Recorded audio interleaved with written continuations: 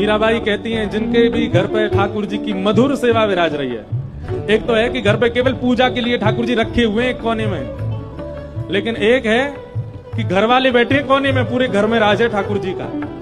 ऐसे घर देखे आपने? हमने अधिकतर घर कैसे देखे हैं? पूरे घर में घर वाले, ठाकुर जी बैठे कोने में, छोटी सी जगह अलमारी में बैठे हैं। पर कई घर कैसे हैं? घर वाले हैं कोने में, पूरे घर में राज है ठाकुर जी का।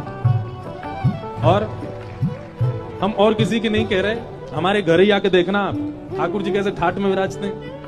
और भी जहां रुके हुए वहां देखो कैसे ठाट में, पूरे घर पूरा वो फ्लोर ही ठाकुर जी ने अपना ही बना रखो है। ऐसे ही होना चाहिए।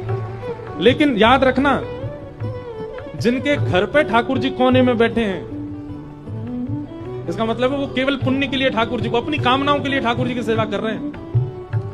पर जहां घर वाले कोने में बैठे हैं, ठाकुर जी पूरे राजठाट से, भोजन किसकी प्रिय का बनेगा? ठाकुर जी को जो प्रिय लगे वो बनेगा। घर में क्या होगा? ठाकुर जी को जो प्रिय है वो होगा।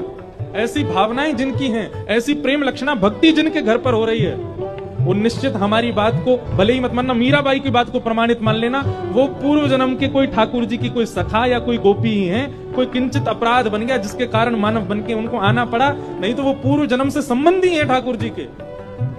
तभी ठाकुर जी को अपने सिर पर बैठा के रखा उन्होंने, हमारे माई श्यामाजू को राज।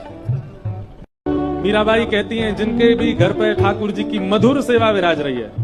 एक तो है कि घर पे केवल पूजा के लिए ठाकुर जी रखे हुए हैं एक कोने में, लेकिन एक है कि घर वाले बैठे हैं कोने में, पूरे घर में राज है ठाकुर जी का। ऐसे घर देखे आपने?